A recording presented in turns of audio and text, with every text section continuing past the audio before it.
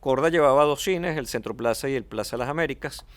Era un señor muy particular, pues era un señor como muy huraño, quizás, de un poco mal carácter.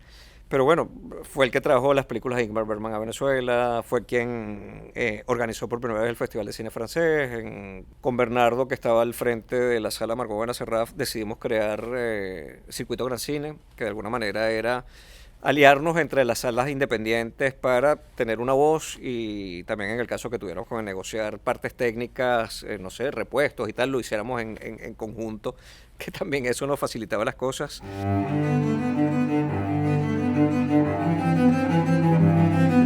Voces del cine venezolano, una mirada crítica y reflexiva hacia el pasado de nuestro cine y un legado para las generaciones futuras en las voces de sus propios autores y protagonistas.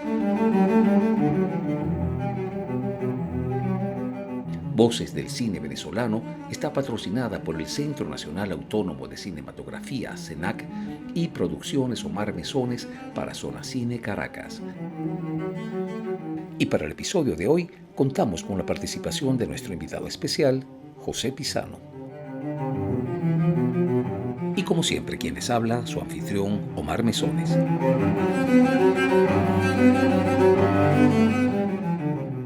Bienvenidas todas y todos una vez más a este nuevo episodio de Voces del Cine Venezolano, con el cual seguimos avanzando hacia el final de nuestra sexta temporada. Para el día de hoy nos acompaña José Pisano, gestor cultural, así como programador y difusor de lo mejor de la cinematografía nacional e internacional. Durante más de 20 años ha estado estrechamente vinculado a la gerencia del Circuito Trasnocho Cultural, uno de los emprendimientos de entretenimientos más exitosos del país. José, bienvenido a nuestro espacio. Hola Omar, un gusto estar aquí contigo y bueno, compartir anécdotas y experiencias. Bueno, finalmente, ¿no? Así Porque es. hemos intentado en varias oportunidades el encuentro, se han atravesado viajes. Así es. Pero que- bueno, finalmente se dio y aquí en el estamos. momento en que creo que se debía dar.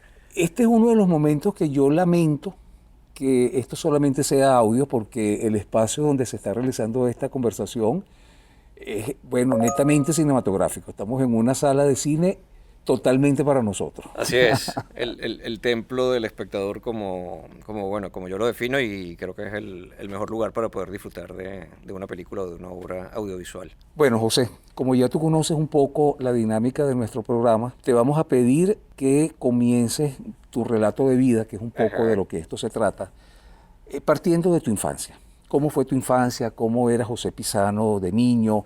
Ya en ese momento había algo que indicara esa fascinación que posteriormente ibas a sentir por las imágenes y por el cine. Sí, bueno, de alguna manera sí. Yo nací en Los Teques, Estado Miranda, el 14 de abril de 1963. Yo podría definir mi infancia como muy tranquila. Mis padres inmigrantes italianos, de Sicilia particularmente. Papá emigró a Venezuela a mediados de los años 50 como sastre, aunque luego se fue dedicando más a la parte de tintorería y lavandería, digamos, la parte más industrial. Y mamá, dedicada al hogar y a criarnos a mí, que soy el mayor, y a mi hermano, que nació 3 años después. Papá, de hecho, había emigrado, como comentaba antes, a mediados de los años 50, vuelve a Italia en el 62 por un tema familiar y conoce a mi madre y bueno, la convence para venirse a Venezuela, donde digamos aún permanece. Papá falleció en el año 1982, pero bueno, para mí, digamos, fue muy importante, digamos, la marca de mi padre, la educación que nos dio.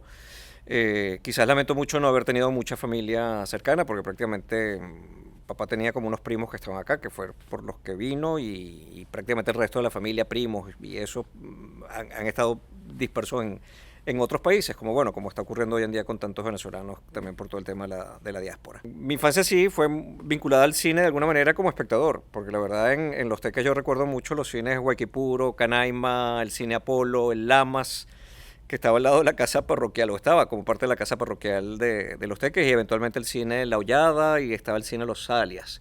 Pero creo que un poco, y si vamos a cierto origen en ese sentido, puede ser que venga de parte de mi padre. Mi padre sí era más cinéfilo, le gustaba ir al cine.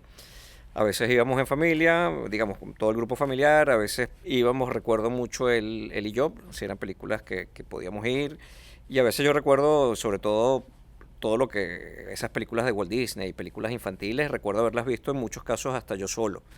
En lo que eran funciones a las 11 de la mañana, papá conocía al encargado de un cine, que además era su contador, entonces claro, me dejaba a mí poco antes de empezar la función y él estaba pendiente como para que cuando terminara la función y mi padre y mi familia vinieran a recogerme, me buscaran. Así que bueno, mis recuerdos con el cine son desde muy pequeño, muy vinculados con, bueno, con todo ese universo entre películas de ficción, películas animadas, pero como un gran consumidor, sin duda alguna, del hecho cinematográfico que vuelvo y repito, creo que papá era como el más cercano a él. Mamá, yo recuerdo que, bueno, eventualmente iba a ver algunas. Mi hermano no es tan cinéfilo, aunque, bueno, sí tiene una cierta cultura cinematográfica, pero bueno, por allí quizás fue que vino un poco, digamos, ese amor al cine. Estudié en el Colegio Ambrosio Plaza de Los Teques, un colegio que además tenía la posibilidad de impartir clases en idioma italiano, es que también yo las tomé. Entonces, claro, veía geografía de Italia, historia italiana. Tengo como un certificado además de educación primaria italiana y creo que bueno, la placidez que Los Teques brindaba en ese momento, ya uno va hoy en día y la ciudad ha cambiado mucho, era bueno, era muy particular, pero sin duda alguna yo la verdad agradezco mucho haber podido disfrutar de ese espacio, de ese lugar y de las posibilidades que se me dieron creciendo como niño allí. Cursas tu primaria, sales del bachillerato, entras a la universidad Sí, y ya te defines, bueno, por una carrera que no es visual, pero que no es ajena a lo que es sí. el espacio, la distribución espacial, que es arquitectura. Estudias en la Simón Bolívar, ¿no? Totalmente, pero de hecho, claro, yo termino mi primaria en el Colegio Ambrosio Plaza y entro a estudiar secundaria en el Liceo San José con los padres salesianos en Los Teques. De hecho, allí había un teatro auditorio que se utilizaba como sala de cine eventualmente, digamos, dentro de las instalaciones del propio liceo. Y yo recuerdo porque siempre, de alguna manera, yo me vinculaba más con el área de cultura y entonces, claro, siempre recuerdo en mis años de bachillerato haber sido secretario de cultura, el que estaba encargado como de la cartelera y toda la información que tuviera que ver con eso, e inclusive haber participado, digamos, en la organización de ciertas actividades desde el propio teatro. Yo me gradué muy joven de bachiller a los 16 años y la verdad que no estaba como muy claro en lo que quería estudiar. Pero sí, de alguna forma, a ver, la arquitectura era una opción que me atraía mucho. Igual me atraía el derecho, me atraía la medicina, es decir, que puedes ver allí, digamos, líneas diversas. Presenté el examen de admisión en la Universidad Simón Bolívar, salí admitido y tenía la posibilidad en ese momento de que el primer año era un año básico para todas las carreras y a partir del segundo año, digamos, ya entrabas en la especialidad. Y yo dije, bueno, siendo joven, o sea, siendo todavía casi un adolescente, dije, bueno, esto me va a permitir un poco evaluar un tanto más este interés que pueda tener hacia la arquitectura. Pero efectivamente cuando ya llegó el momento me decidí por la arquitectura, la estudié, me fue bastante bien en la carrera, hubo un determinado momento quizás que entré como una crisis personal hacia final de la carrera, pero yo creo que era propio como de la edad, de si era lo que tenía que hacer o no, pero bueno, lo que sí tuve claro es que iba a terminarla y después vería qué hacer o no. Después, lógicamente, claro, ya entró un proceso, digamos, de desarrollo profesional en firme, porque ya yo, la verdad, a finales de la carrera ya yo me venía desarrollando en áreas cercanas a la arquitectura, pero bueno, ya de una manera distinta teniendo el título. Entonces, claro, a partir de allí comenzó, digamos, esa labor con la arquitectura, primero desde el punto de vista más de proyectos en oficina, y en un determinado momento comencé a trabajar en una firma llamada Artiz Rullero Arquitectos. De hecho, de esta firma es el proyecto de la Universidad Metropolitana, todo lo que es el campus nuevo, el que está en la parte de arriba, donde está la capilla, el edificio Corimón. La biblioteca es el único edificio que no era de la oficina. Y trabajé también en un proyecto de urbanismo y desarrollo, digamos, público de alguna manera, como fue el Boulevard Santa Rosa, hoy en día Boulevard Francisco Miranda, hoy en día Boulevard Amador Bendayán, que es todo ese espacio que conecta, digamos, desde Plaza Venezuela hasta la Plaza de los Museos, porque bueno, era de alguna manera la continuación de un eje cultural que iba desde Museo de Bellas Artes, Galería de Arte Nacional, y iban a ocurrir una serie de espacios como, bueno, que hoy en día están, la Casa del Artista, el Centro de Acción Social para la Música. Venía una propuesta museística que no se logró dar, está la mezquita, la iglesia católica maronita, y la verdad que fue un proyecto muy interesante Y bueno, y un proyecto más integrado con lo urbano que con lo arquitectónico. Pero bueno, fueron para mí experiencias importantes. Pero en un determinado momento, y transcurridos 3 años, yo quería explorar otras cosas. Y había una propuesta, una búsqueda por parte de Seguros La Provisora. Entonces, claro, yo me fui a Seguros La Provisora, me presenté y era para formar parte de una unidad de inmuebles. Una unidad de inmuebles que de alguna manera estaba adscrita directamente a la presidencia de la compañía.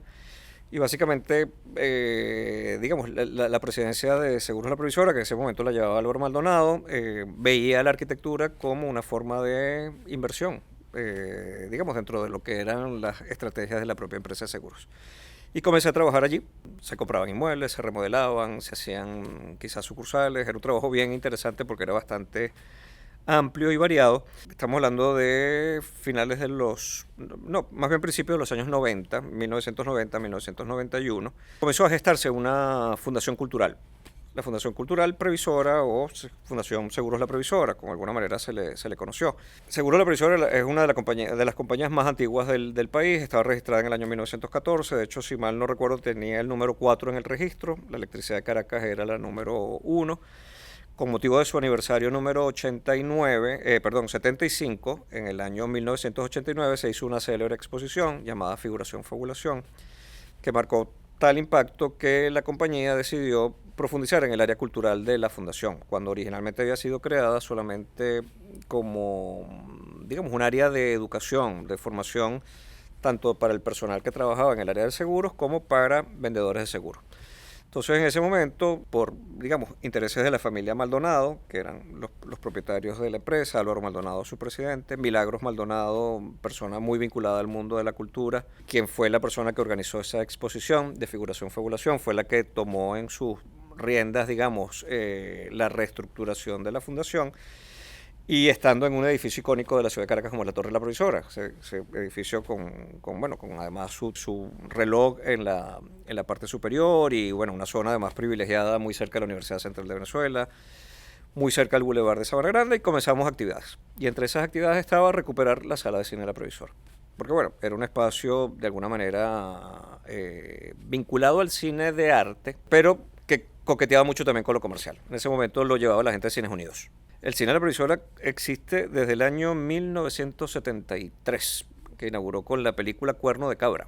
Originalmente era un auditorio, no era una sala de cine, pero cuando la torre comenzó a ocuparse, el cine comenzó a funcionar bajo la programación de Cines Unidos. Entonces, claro, habían periodos en que sí era un cine, digamos, alternativo un poco por su propia ubicación, porque era un cine pequeño, de alguna manera, no llegaba a 200 butacas, porque recuerdo que cuando nosotros lo remodelamos para ya, digamos, cambiarle de nombre, cambiar de administración y cambiar de programación, lo llevamos a 174 butacas.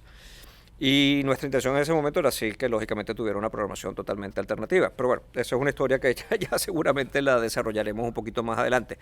Pero sí, hasta ese momento estaba, lo único que, claro, combinaba películas de autor, películas europeas y de repente durante la época de vacaciones pasaban las películas más comerciales. Entonces no tenía un perfil, digamos, totalmente definido, sino que se ajustaba un poco a los tiempos, según el comportamiento del público, si era periodo de vacaciones o era periodo de clases. Y te encomiendan entonces la reapertura de la sala. También es una buena pregunta. Yo formaba parte, en ese momento yo seguía trabajando como arquitecto y formaba parte de la fundación por la propia afinidad como arquitecto, como persona, digamos, sensible a todo el tema que tenía que ver con el arte, la cultura y éramos un grupo de personas que de alguna manera compartíamos ese interés y estábamos, digamos, planificando en una estrategia. Cuando decidimos recuperar el cine La Provisora, nos reunimos con, en ese momento recuerdo, Margot Benacerraf y Bernardo Rotundo, porque claro, la sala Margot Benacerraf era una referencia importante y nos reunimos con la Fundación Cinemateca Nacional, que en ese momento estaban Oscar Lucien y estaba Leonardo Enríquez, que era ya como la reapertura de la Cinemateca Nacional tras haber estado cerrada un periodo de tiempo que estuvo en un proceso de remodelación luego de la presidencia de Rodolfo Izaguirre, quien estuvo por 20 años. De hecho, Rodolfo estuvo aproximadamente entre el 66, 86, 87 más o menos, porque la Cinemateca es del 66, fundada por Margot. Margot estuvo un año y luego Rodolfo estuvo 20 años, luego cierra por esta remodelación y vuelve a abrir con Oscar Lucien en la presidencia y Leonardo Enríquez como director de programación. Al final decidimos aliarnos con la Cinemateca Nacional. La Cinemateca Nacional tenía, digamos, en principio la perspectiva de que la sala La Provisoria iba a ser una sala dedicada exclusivamente a cine latinoamericano. Y de hecho, en ese momento mi apoyo era básicamente desde la fundación. Yo no participaba directamente en lo que era la programación de la sala. Sin embargo, el cine inauguró, recuerdo, lo que fue su función privada de estreno con la película El Mariachi de Robert Rodríguez, que Cinematográfica Blancica nos la cedió para esa noche, e inauguramos oficialmente al público con Golpes a mi puerta de Alejandro Saderman. Y fue 23 de octubre del año 93, si mal no recuerdo. Me puedo estar equivocando un poquito, a lo mejor quizás de algún día, pero fue aproximadamente en ese periodo. Entonces, claro, comenzamos con la idea de seguir con cine latinoamericano, pero sin embargo nos encontrábamos con el problema de que pocas embajadas estaban trayendo películas o tenían películas a las cuales, digamos, ellos tenían acceso y que nos podían facilitar para la programación en la sala. Cine comercial era muy poco el que venía por distribuidoras de cine latinoamericano. Un caso excepcional había sido justamente El Mariachi, aunque también, digamos, podría tener unas características allí particulares. Y en un determinado momento, claro, yo me puse como muy crítico de alguna manera y lo conversaba mucho con Oscar, con Leonardo, que les decía, ¿por qué no nos abrimos a otro cine de autor, pero abriéndonos más hacia el cine europeo? Y siempre tomaba la referencia de lo que hacía George Corda con el cine Centro Plaza, que fue también, digamos, una referencia importante para quienes nos gusta del buen cine y nos gustaba en ese momento. Corda llevaba dos cines, el Centro Plaza y el Plaza Las Américas. Era un señor muy particular, pues era un señor como muy huraño, quizás de un poco mal carácter, pero bueno, fue el que trajo las películas de Ingmar Bergman a Venezuela, fue quien organizó por primera vez el Festival de Cine Francés, digamos, en un acuerdo con la Alianza Francesa. Él representaba a Gaumont, que es una de las grandes productoras distribuidoras, sobre todo en esa época para América Latina.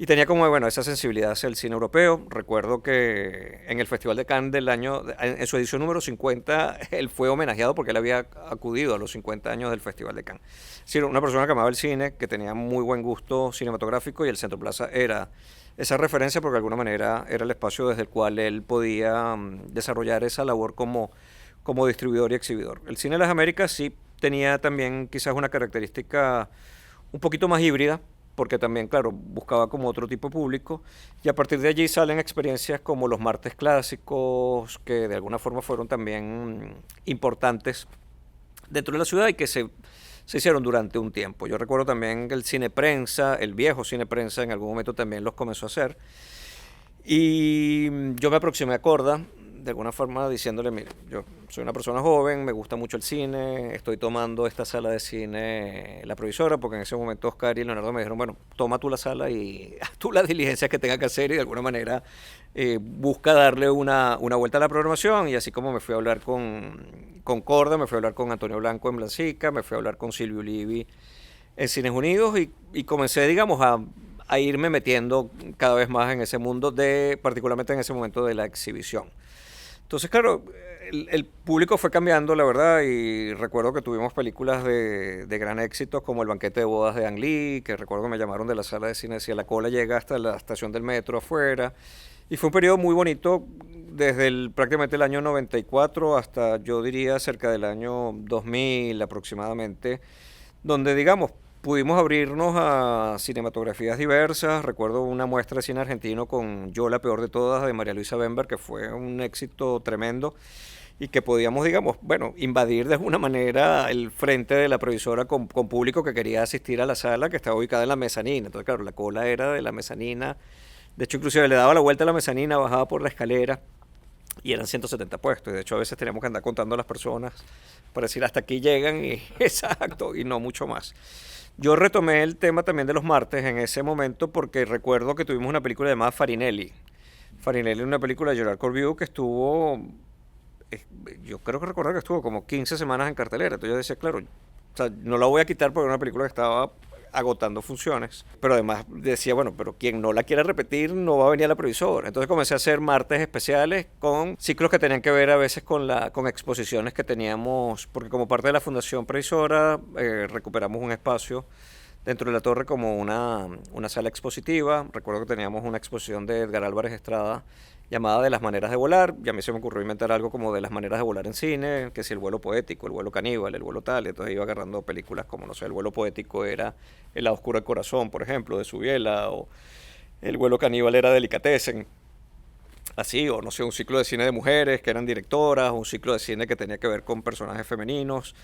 La verdad fueron muestras muy importantes, ciclos que tenían que ver con la diversidad sexual también. Me recuerdo uno que se llamaba Lesbos, Sodomas y otras Gomorras, que fue muy importante y que trajo mucho público. Entonces, bueno, fue una combinación de ese tipo de cosas. También a partir de allí se comenzaron a generar espacios de cineforos, que los hacíamos los sábados en la mañana y que, bueno, ha sido una experiencia que ha continuado todavía aquí en la Provisora. Y hacíamos las voces de los castratos a propósito de Farinelli. O sea, yo me buscaba personas que me tocaran el tema desde el punto de vista distinto, más allá de que a veces, por supuesto, teníamos encuentros con, no sé, Juan Antonio González, que en ese momento estaba en el Nacional, o Robert Gómez en el Universal, que eran los que llevaban la fuente y que hacíamos, digamos, actividades de reflexión cinematográfica, pero a veces también buscábamos expandir un poquito más toda esa área.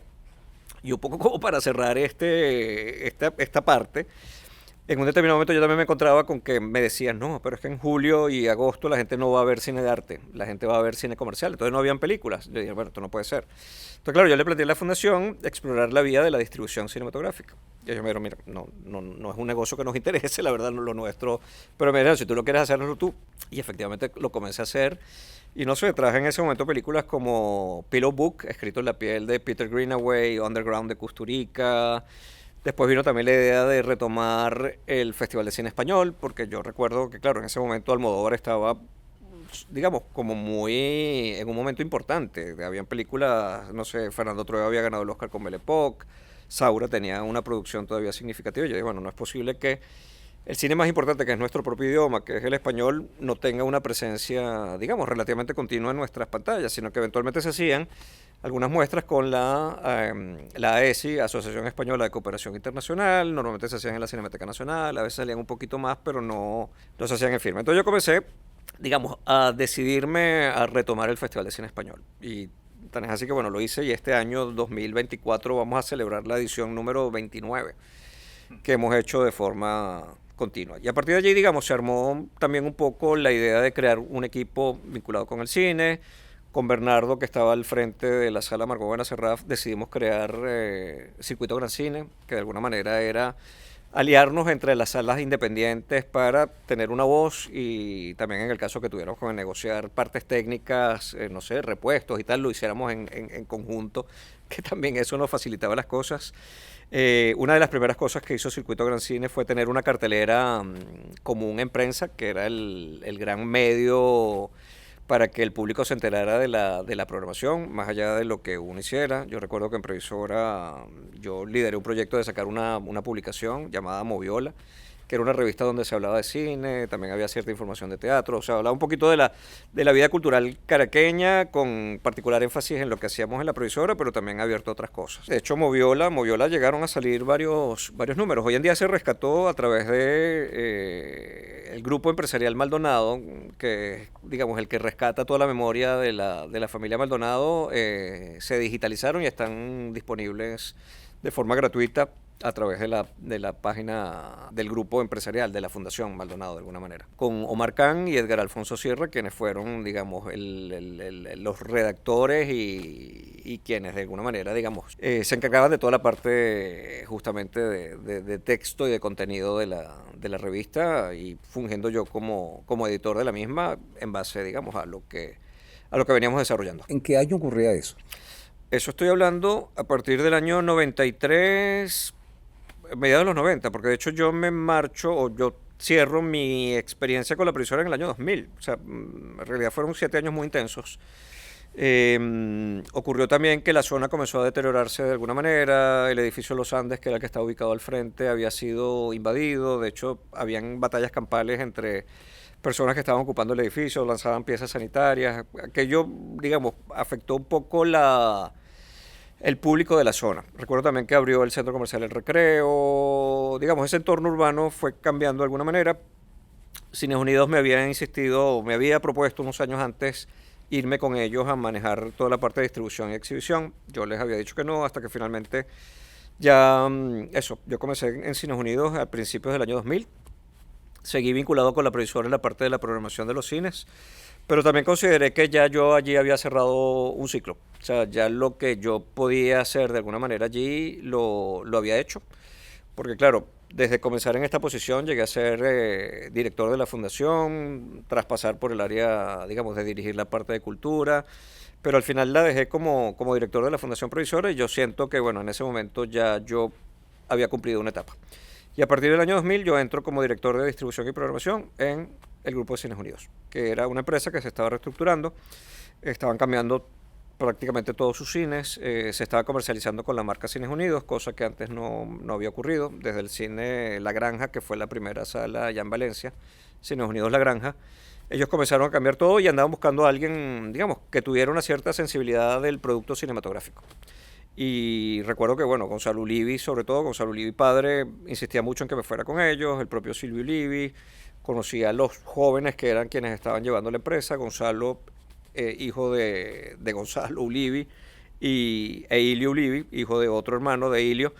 Y la verdad nos llevamos bien, éramos prácticamente contemporáneos, ellos estaban encargados de toda la parte de reestructuración y de la parte operativa, y yo entré de alguna manera, bueno, a ordenar la casa desde el punto de vista de cine, a atender a 20th Century Fox, que era el sello que se llevaba en ese momento, y a encargarme también de todo lo que era cine independiente, la relación con cine venezolano y tal. Entonces, yo diría que a partir de ese momento también mi trayectoria se fue moviendo en dos áreas, porque yo, por un lado, quizás me fui por ese lado más comercial del cine, que me pareció interesante, desde una gran cadena como Cines Unidos, líder del mercado en ese momento, y aún lo sigue siendo hoy en día, y por otro lado seguí con mi relación más romántica en lo que siempre me gustó desde niño, que bueno, y yo la verdad disfruto mucho del cine de autor y del cine comercial mientras sea un buen cine. Eso también yo creo que aprendí de alguna manera a sopesarlo y a llevarlo.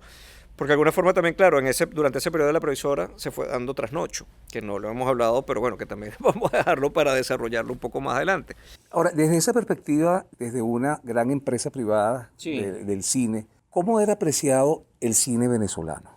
La verdad que en ese momento era apreciado o sea, a ver, yo no puedo decir que hubiesen prejuicios, hubiesen, digamos, elementos en contra, porque yo recuerdo que en ese momento habían películas venezolanas muy exitosas. Claro, no era el éxito del cine venezolano quizás de finales de los años 80, películas como Homicidio Culposo, Mácula, Mujer del Policía, que la verdad yo tengo por allí unas estadísticas del Foncine y eran números impresionantes, de hecho de más de 1 millón de espectadores y películas de 800.000, 700.000 espectadores, que luego bueno entraron como una especie de crisis, no sabemos muy bien por qué, lógicamente hay causas diversas.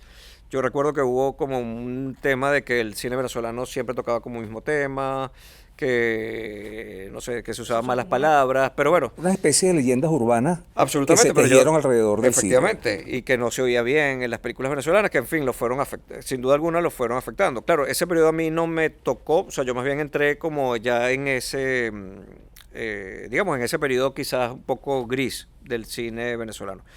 Pero yo recuerdo que de alguna manera, bueno, durante esos años ya, mediados de los años, no, perdón, ya estamos hablando, claro, del 93 al 2000 fue mi experiencia en la previsora y bueno, tengo gratísimos recuerdos con, bueno, Alejandro Saderman con Golpes a mi puerta, que fue de alguna manera la película con la que yo me inicié de alguna manera desde ese punto de vista, desde la Fundación Previsora, pero Alejandro fue, digamos, un señor del cine y la verdad, bueno, después dirigió 100 años de perdón, que es una película fantástica y con quien he seguido manteniendo relación. Pero bueno, recuerdo con muchos cineastas, sobre todo de esa generación, Carlos Apuro, Carlos Oteiza, Solveig Hugestein, que digamos, maestro Alfredo Anzola.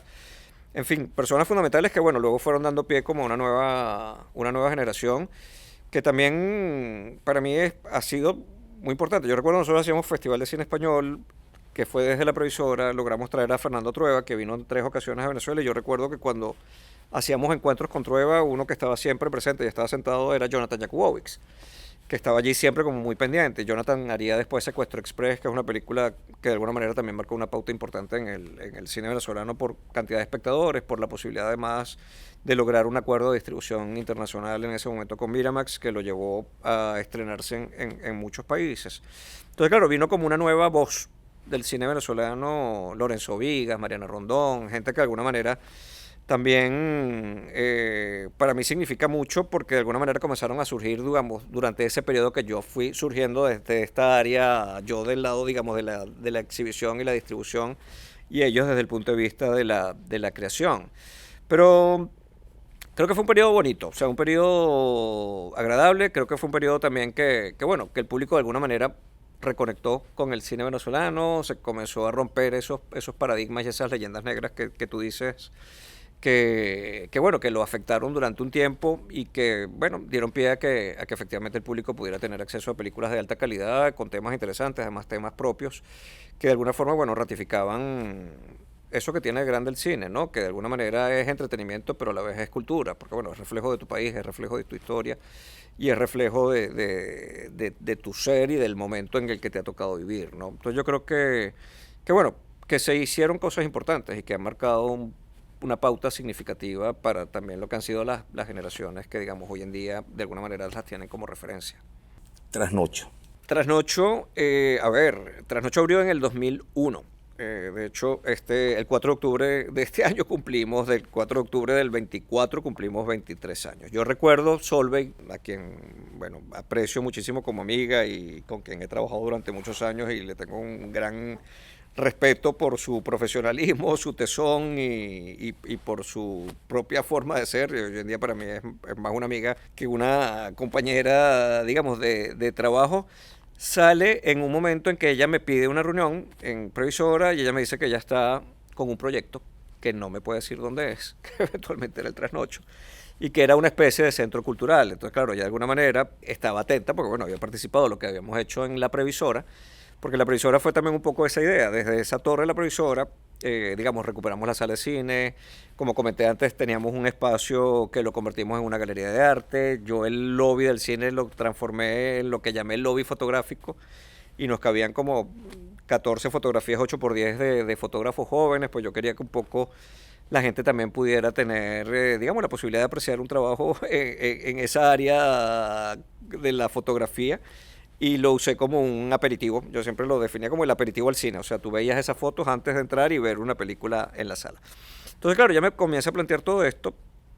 Y en un determinado momento, cuando ya el proyecto, digamos, marcha en firme, ella me propone que me encargue de la programación de las salas de cine Paseo del Trasnocho Cultural. Y a partir de allí, bueno, comenzó una relación con lo que era entonces la Fundación Trasnocho Cultural. Hoy en día somos Asociación Civil Trasnocho Cultural, con la propia Solveig como, en mi caso, como director de programación de los cines Paseo. Originalmente eran 2 salas de cine, Paseo 1, Paseo 2. Luego crecimos a una tercera sala que casualmente, que es la que está enfrente, la Paseo Plus 1, y luego vino la Plus 2. La Plus 1 y la Plus 2 tienen de diferencia con las dos primeras en que tienen una mayor distancia entre fila y fila, es decir, que puedes estar sentado y alguien puede pasar delante de ti sin que te tengas que mover. Los tamaños de sala y pantalla son prácticamente igual, son salas que van desde 110 butacas a 140, la sala más grande. Y la verdad que ha sido una experiencia fantástica porque de alguna manera también, bueno, lo que fue toda la situación del Ateneo de Caracas, lamentablemente que, bueno, que se perdió ese espacio convertido luego en un arte, pero bueno, tuvo un periodo allí también como muy particular. De alguna forma, bueno, Trasnocho lo suplió, porque el Trasnocho no era solamente cine, como lo sigue siendo hoy en día. Somos cine, somos teatro, somos salas de exposiciones, que es, digamos, lo que forma parte medular de la esencia del Trasnocho, pero también están todos los espacios que hacen vida común acá, que son administrados por otras personas, como la librería del Buscón, la chocolatería, la cafetería, el centro de yoga, la cafetería, la tienda de arte, en fin, todo lo que de alguna manera apoya y potencia, digamos, ese concepto de centro artístico cultural, en lo que yo, digamos, defino como un oasis, porque la verdad que al final del día eso somos. Ha sido un proyecto importante, un proyecto que recuerdo que, bueno, en su principio costó como para que el público, digamos, lo conociera, viniera, lo frecuentara, pero que afortunadamente, bueno, con el tiempo se fue logrando, ¿no? Y hemos tenido, bueno, experiencias magníficas en todas estas áreas. Yo en lo personal, desde el cine también agradezco mucho porque, claro, cierta Previsora, que yo continué programándola, hubo un determinado momento en que cerró porque, bueno, se iba a digitalizar la sala. De hecho, inclusive después que ya la empresa había pasado para otro grupo, en un determinado momento fue vendida. Ellos todavía, ese otro grupo quería que de alguna manera yo me mantuviera vinculado con ese proyecto, un poco, digamos, formaba parte de un circuito de cines con la alcaldía de Caracas, que era como un circuito de salas que estaba la sala Manuelita Sáenz, en lo que era el cine Rialto, convertido después en Teatro Bolívar, y la sala Manuelita Sáenz, estaba el Junín, en fin, una serie de cines que de alguna manera formaban un circuito que comenzó a funcionar con cierto éxito y que luego, bueno, se detuvo por temas también de que había que ya migrar a otra plataforma digital y prácticamente allí digamos, el futuro de esas salas se torció un poquito. Pero bueno, Trasnocho me permitió a mí poder continuar con proyectos como el Festival de Cine Español, retomar el Festival de Cine Francés, hacer festivales de cine con otros países a través de, no sé, institutos como, bueno, la propia Embajada de Francia, Alianza Francesa, el Instituto Goethe, Instituto Italiano de Cultura, en fin, porque también muchos otros países veían que lógicamente el cine era importante para dar a conocer sus propias, digamos, identidades como territorio y por otro lado para nosotros como espectadores en vernos reflejados en otros países con historias que a veces pareciera que son muy lejanas, pero en el fondo resultan muy cercanas a nosotros. Continuar con todo el tema también de los cineforos, este tipo de encuentros, nuestro espacio de ópera digital, inventar muchísimas cosas alrededor de un mundo maravilloso como es el mundo del séptimo arte.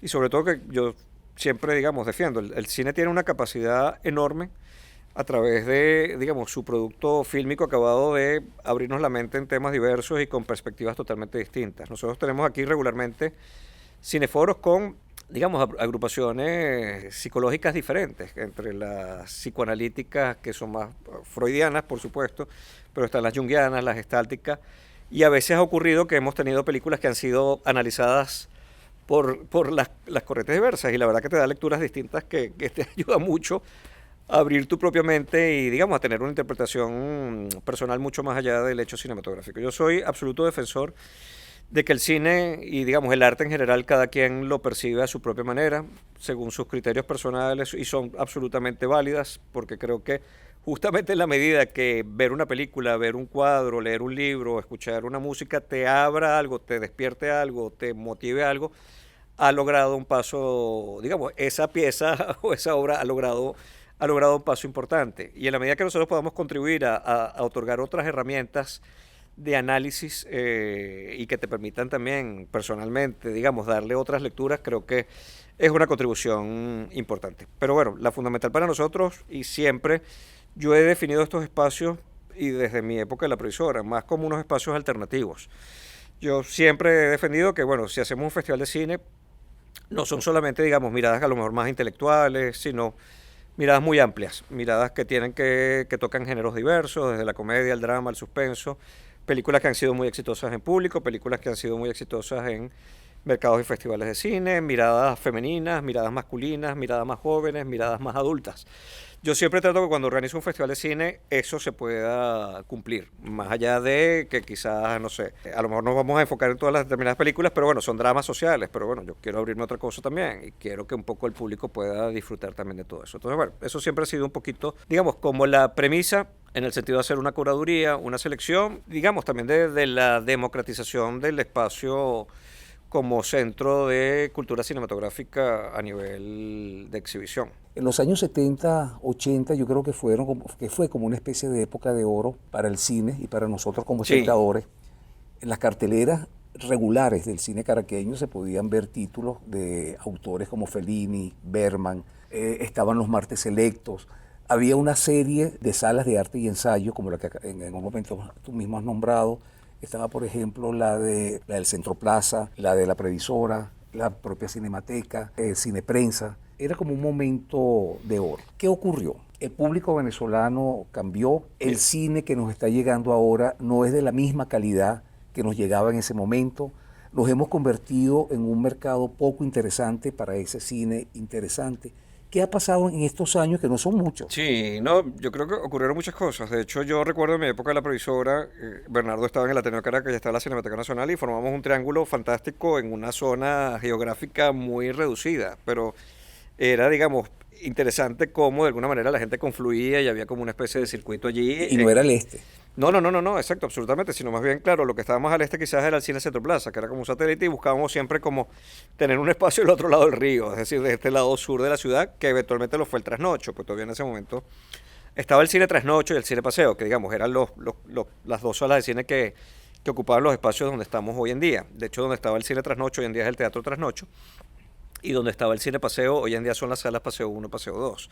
El mundo y la tecnología ha cambiado muchísimo. Yo recuerdo que en esa época trabajamos con copias en 35 milímetros, que era además complejo, porque bueno, había que buscar la copia, había que mover la copia, no hacíamos como en Cinema Paraíso, que de repente se está pasando una copia en un cine y corría el muchachito en una bicicleta para llevar el rollo uno de un cine al otro cine para poder pasar la película, pero hacíamos cosas similares, porque claro, teníamos un festival de cine, entonces la noche había que desembobinar toda la película y dejarla, porque entonces en la madrugada iba a pasar el motorizado que se le iba a llevar para el otro cine. Yo creo que, bueno, el país cambió también mucho, la verdad, y no vamos a entrar en mucho detalle en ese sentido, pero bueno, sí ocurrieron cosas que fueron afectando estos espacios. Me recuerdo que estaba el cine Corpo Industria en Maracay, con Livio Quiroz, que también era una sala importante. Bueno, Livio continuó haciendo un trabajo importante desde el CELAR también, que valga la pena mencionarlo, porque creo que fue también un espacio, digamos, significativo para la cultura cinematográfica, y bueno, lo ha seguido siendo con todos sus altibajos. Recuerdo que estaba el Charles Chaplin en Barquisimeto. En fin, teníamos como muchas ciudades además satélites. Y estaban los cineclubs, que creo que era también una vía importante, digamos, a lo mejor no en espacios convencionales, que también, digamos, todo esto fluía. Yo recuerdo que en mi época, claro, para mí como formación ya más de un ojo más cinematográfico, la Cinemateca Nacional fue fundamental. De toda esta etapa que, claro, yo hablé como de mi etapa en Los Teques de niño, adolescente, pero bueno, eventualmente bajaba a Caracas y ya luego, digamos, en esa época mía universitaria, que estamos hablando de entre finales de los 70 y mediados de los 80, fue la Cinemateca Nacional. Y lo continuó siendo durante ese periodo también de la previsora, con aquellos ciclos maravillosos y aquellas retrospectivas, no sé, Pasolini, cine negro norteamericano, en fin, una ventana, la verdad, grande para descubrir lo mejor del cine. El cine italiano también, claro, tuvo un gran periodo durante justamente esos extraordinarios realizadores. La comedia italiana, que era, digamos, muy apreciada internacionalmente, fue cambiando. Hoy en día creo que, claro, hay mucha competencia y pasamos a un punto allí también significativo, ¿no? Que es todo el tema este del streaming, las plataformas digitales, pero yo también creo que está, bueno, el tema de YouTube, el tema de ese consumo, que mucha gente joven hoy en día tiene acceso a cualquier cantidad de contenido audiovisual y si no le interesa, bueno, saltó y pasó a otra cosa. Más bien siempre mi gran preocupación es que haya una formación en generaciones jóvenes que le dediquen un tiempo y le dediquen atención a descubrir desde los clásicos del cine hasta autores contemporáneos que son absolutamente importantes, pero bueno, que de alguna manera los clásicos te van a permitir ir creando y consolidando, digamos, ese ojo y ese conocimiento y esa sensibilidad que te permita apreciar de una manera distinta el cine. Yo creo que, bueno, un poco combatimos contra todo eso. Yo creo que el cine va a continuar existiendo porque el cine de alguna manera es un evento y tiene unas características particulares que no hay, digamos, ningún dispositivo electrónico por el mejor televisor o la mejor pantalla que puedas tener en tu casa, el mejor sistema de sonido. Pero esa cosa de salir, compartir con otras personas, estar en una sala de cine, en un espacio cerrado. Yo recuerdo a Fernando Trueba, que ha venido varias veces a Venezuela y que justamente fue entrevistado para el documental Madame Cinema que dirigió Jonathan Reverón sobre Margot Benacerraf.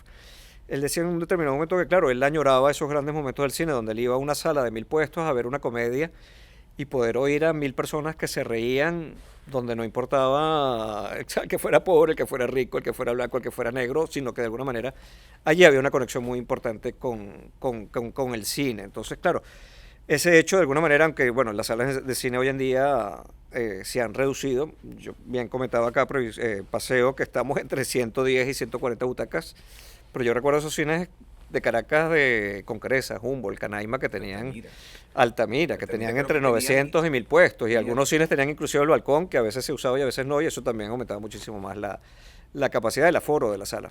Altamira creo que tenía 1200. Sí, era, sí, sí. Era la más grande. Sí, totalmente. Entonces, claro, bueno, fue un periodo muy grande, fue cambiando.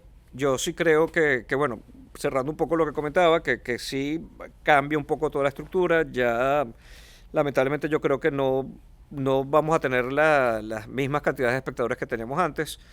Yo creo que el cine de alguna manera va a sobrevivir entre lo más espectacular, es decir, esas películas de grandes efectos y que lógicamente verla en una pantalla grande te da una experiencia distinta, o el cine más de autor o alternativo, que es como espacios como el nuestro, que yo, bueno, sigo defendiendo y creo que sigue manteniendo un público, digamos, fiel y que va a preferir, siempre hablo del ejemplo, por ejemplo, de Roma, de Cuarón. Roma de Cuarón, yo tuve la fortuna a través de su productora, Gabriela Rodríguez, venezolana, muy cercana a Alfonso Cuarón, de que la pudiéramos presentar en sala de cine.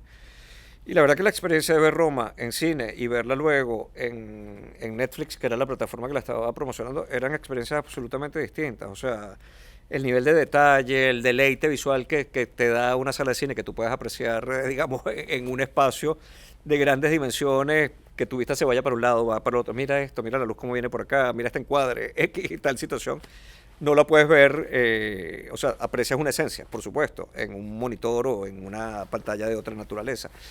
Pero esa comunicación, esa comunión, esa empatía es única. Y yo la verdad sigo defendiendo y creo que todavía por un tiempo más se va a mantener, estando por otro lado, digamos, ese rescate del cine espectacular. Yo sí creo que, bueno, ver un cine medio, que quizás por temas de costo, temas de inversión, que a lo mejor gastar en mercadeo, en hacer copias y tal, sea muy costoso y que más bien tenga, digamos, esa vía de las plataformas digitales como una posibilidad de exhibición, que además va a ser bastante amplia, sabiendo, lógicamente, la cantidad de suscriptores que tienen todas estas grandes plataformas de cine y, digamos, la posibilidad de llegar a países remotos y lejanos, cosa bueno, que antes no ocurría, ¿no?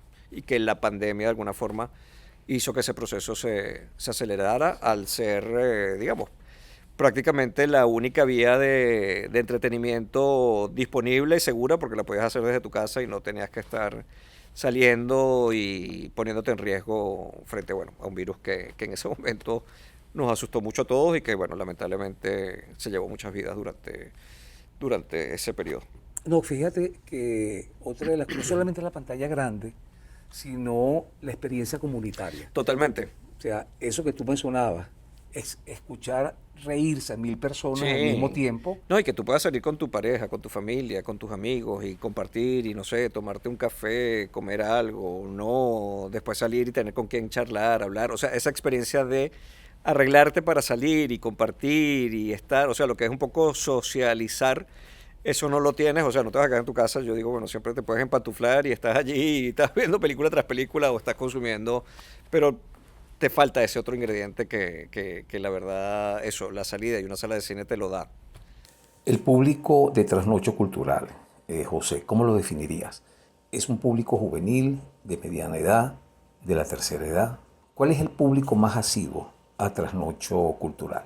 A ver, eso creo que siempre ha sido una idea generalizada, porque yo sí, más bien yo siempre lo definía como adulto contemporáneo. O sea, eran personas ya trentones, cuarentones que querían buscar un sitio relativamente tranquilo, un sitio seguro, un sitio donde, bueno, poder compartir y ver una buena película, una obra de teatro, una exposición o cualquiera de las otras actividades que están en el área. Pero eso ha cambiado mucho porque también, claro, ese grupo original ha ido creciendo cada vez más. Lamentablemente, bueno, también vino la pandemia. Hay personas que, bueno, por ley de vida han fallecido.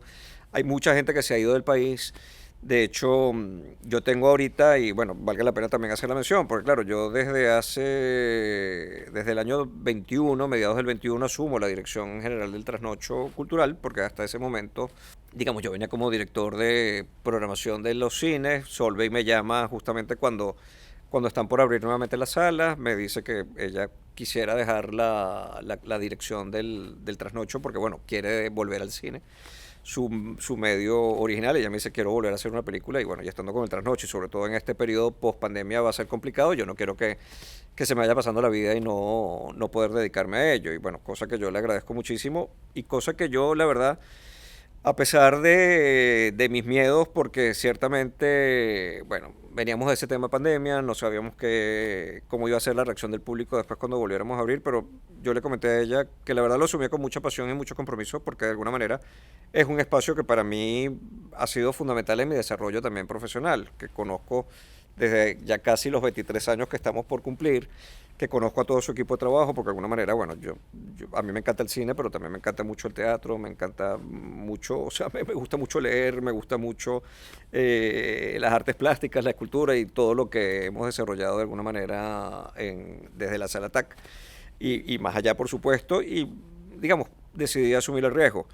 Complicado porque también, claro, la pandemia nos hizo cerrar durante un periodo de tiempo que, bueno, hemos tenido que prestarle particularmente atención y todavía lo venimos haciendo a parte de su estructura.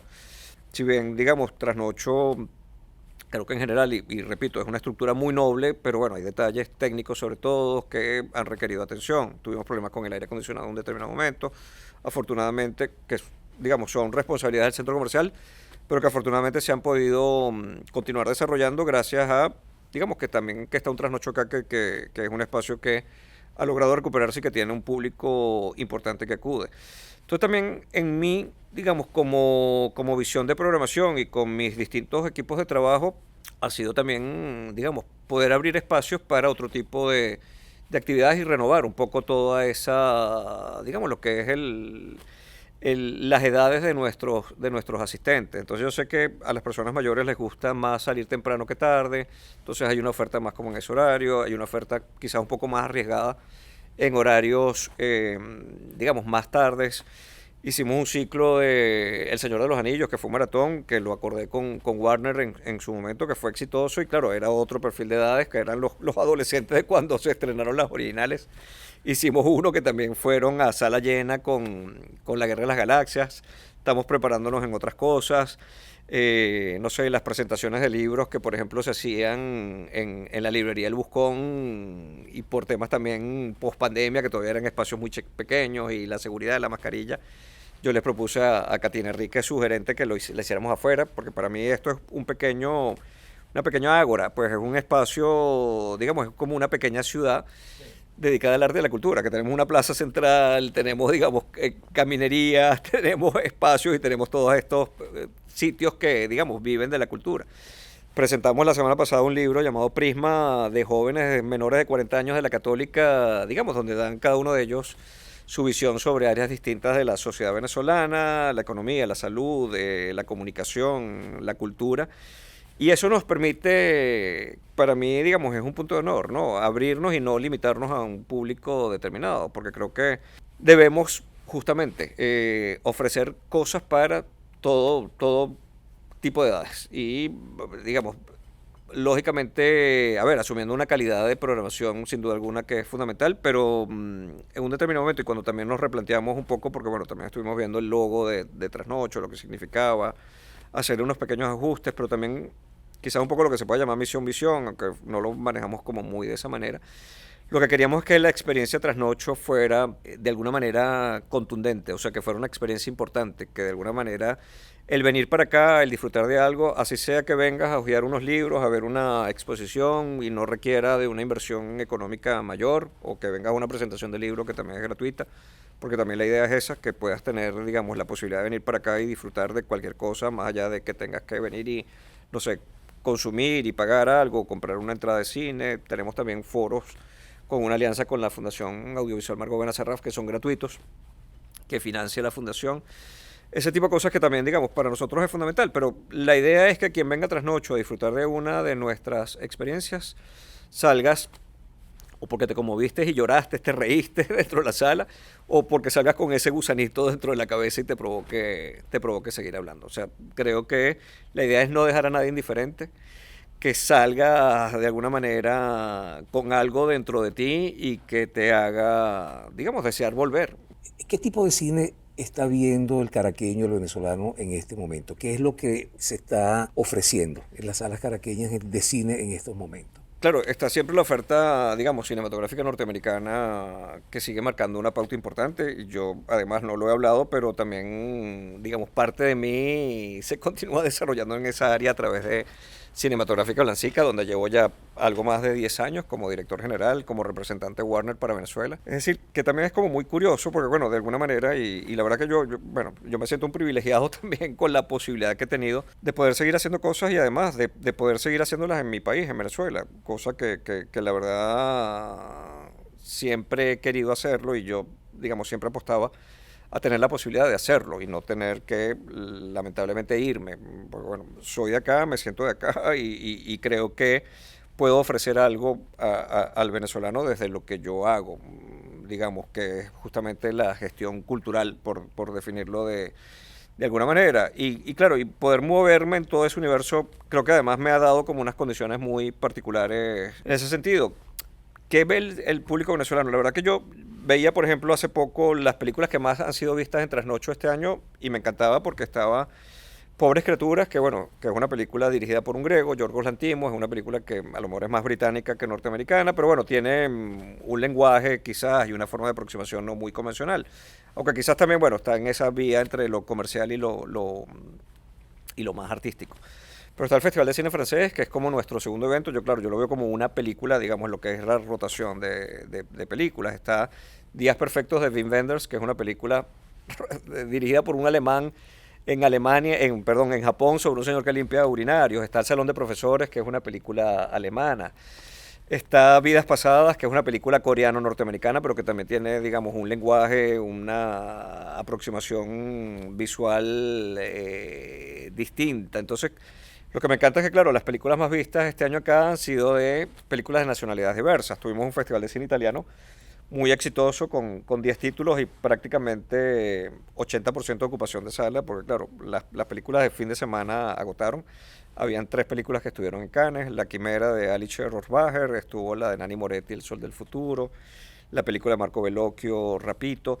Para mí eso, la verdad, me emociona mucho y es lo que yo intento, ¿no? O sea, de poder escudriñar y buscar esas cosas que se están viendo en grandes mercados de cine. De hecho, bueno, Hojas de Otoño de Aki Kaurismäki, por ejemplo, que es un director finlandés fantástico, que en algún momento se vio algo en el país y que tengamos la posibilidad desde el trasnocho de mostrarlo. Entonces, claro, veía el otro día que, bueno, una buena parte de la selección de Cannes del año pasado la hemos podido mostrar acá. Entonces, claro, le estamos dando la oportunidad al público caraqueño, porque ciertamente yo creo que en lo que es más allá de Caracas se han perdido muchos espacios. Maracaibo hacía una labor importante desde el Teatro Baral, el Centro de Arte Elía Bermúdez. De hecho, en muchas ocasiones trabajamos asociados en tratar de llevar cosas que ocurrían acá, llevarlas para allá, pero bueno, se han perdido por situaciones diversas: crisis eléctrica, crisis, no sé, sociales, culturales, etcétera, etcétera. Pero creo que bueno, ahorita también estamos presentando Los Colonos, que es una película chilena que estuvo en la quincena de los realizadores del Festival de Cannes pasado, ganó el premio de la crítica en esa sección.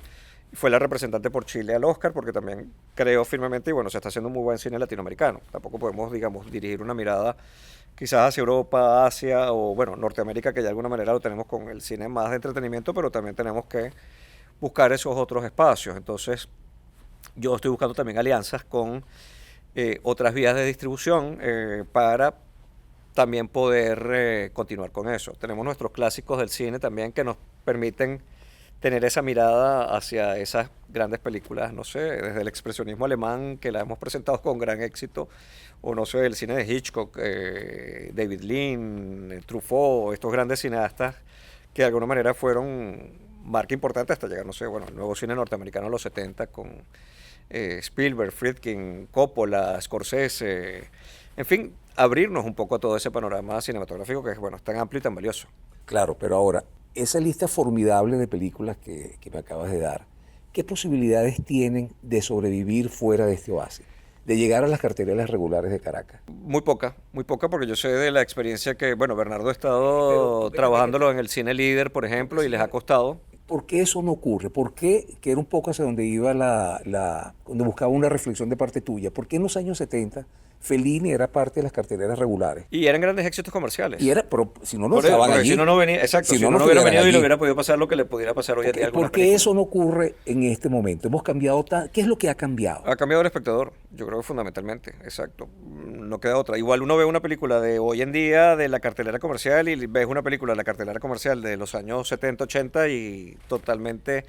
O sea, hay lenguajes distintos. Yo creo que también nos hemos sometido mucho a lo visual, al tema de los efectos visuales, cosa que yo también aprecio más películas, no sé, 2001, una Odisea del Espacio, que Kubrick tuvo que hacer un trabajo muy artesanal de efectos que tienen una magia única, más allá de los efectos por computadora hoy en día que se ve como muy falso todo, aunque lógicamente allí puede entrar un poco la visión del director y tal, y le dan una vuelta y te ofrecen un producto que tiene, digamos, unas características distintas. Y ha cambiado mucho el espectador. Yo igual creo que antes había una sensibilidad particular por una historia, por una manera de contar, que hoy en día se va más, yo diría más a lo epidérmico, ¿no? A la parte esa más emocional, de ver, no sé, superhéroes viajando por todas partes, enfrentándose, explosiones. Vuelvo y repito, yo el cine, la verdad, lo aprecio desde el cine más de entretenimiento al cine más autoral, que me permiten ese abanico de repente de simplemente, bueno, distraerme y pasar un buen rato. O sea, y a lo mejor después que la vi me acordaré un poco más y ya está. O ese cine más comprometido que, bueno, me lo voy a tener en la cabeza dándome vueltas y que a lo mejor años después me acordaré todavía de una escena tal de determinada película. Como, bueno, me ha pasado y sobre todo, no sé, películas de Bergman que uno vio en su momento. José, estamos llegando ya al cierre de esta muy sabrosa conversación, pero no quisiera finalizar sin antes hacerte unas preguntas que son un Ajá. poquito más personales, pero que tienen que ver un poco con lo que estamos hablando, sobre todo en este último momento de la conversación. Si tuvieras Trataremos. que escoger un libro, imagínate tú, ¿qué libro escogerías? No, entonces eso yo lo tengo bastante claro porque yo escogería La Divina Comedia. Una película. También, claro, para mí son como recuerdos. El padrino de Francis Ford Coppola, para mí fue una marca importante porque además me hablaba de un arraigo más allá de todo el tema mafia. O sea, mi familia es de origen italiano, siciliano, como te decía, y yo, claro, ver allí como todas estas cosas de las costumbres sicilianas, descubrir a un director que me marcó muchísimo, como de alguna manera, bueno, lo fue luego Fellini, porque bueno, lo fui descubriendo después, Coppola, yo pude ver El Padrino, creo que en su momento acompañado por mis padres, porque creo que yo también era niño en ese momento, me estamos hablando del año 72. Un director de cine. Federico Fellini. Federico Fellini para mí es fundamental, de hecho yo tengo una sección de cine, se llama El Circo de las Ilusiones. Un cantante. Leonard Cohen, Un personaje de la historia que te gustaría conocer. Leonardo da Vinci, Una época de la historia en la que te hubiera gustado vivir o pasarte una temporada. El Renacimiento. Algo de lo que te arrepientas. Buena pregunta, porque la verdad yo siempre soy de la idea de que, a ver, errores uno ha cometido, eso es innegable, pero siempre creo que los errores me han ayudado como experiencia para no volver a pisar sobre ello. Algo de lo que te sientas muy orgulloso.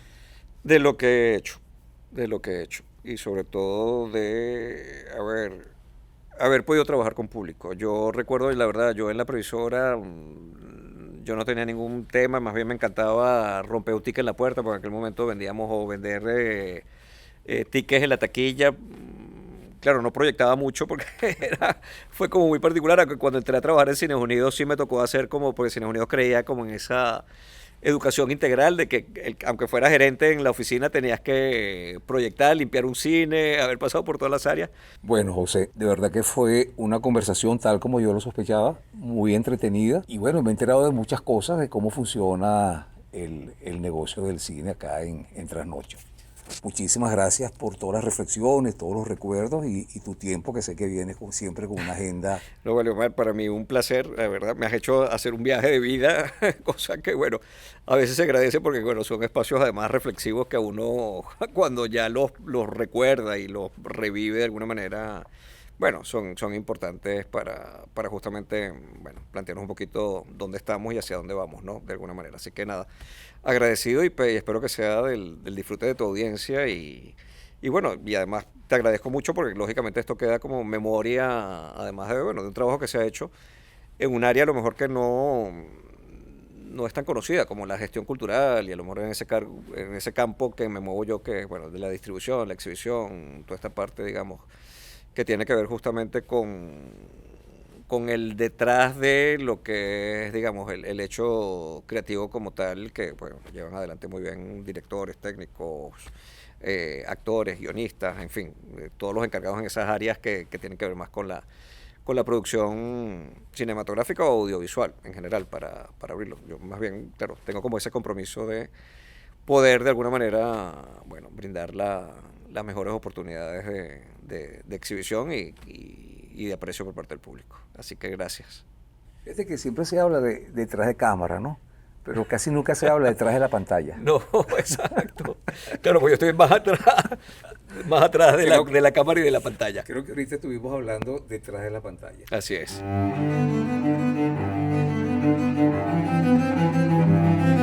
Voces del cine venezolano, una mirada crítica y reflexiva hacia el pasado de nuestro cine y un legado para las generaciones futuras en las voces de sus propios autores y protagonistas.